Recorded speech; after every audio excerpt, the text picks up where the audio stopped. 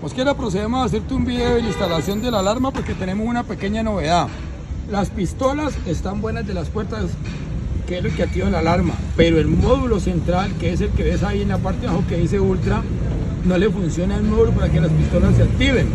En este momento le vamos a poner ese módulo que está cogiendo Alexander en la mano con esa pacha para poder que funcionen las pistolas, ¿ya? Porque si no, el carro no te va a quedar cerrando con alarma, entonces queda el trabajo incompleto. Y eso pues es lógicamente indispensable. O sea, me tomé el atrevimiento de tomar la decisión porque no tomé tu número telefónico, fallé en ese punto, pero tampoco puedo dejarte el carro así porque cuando llegué estabas a encontrar con que eso no se hizo. ¿Listo? Y pues ya habíamos instalado el switch, como lo ven nuevo, ya te lo habíamos cambiado.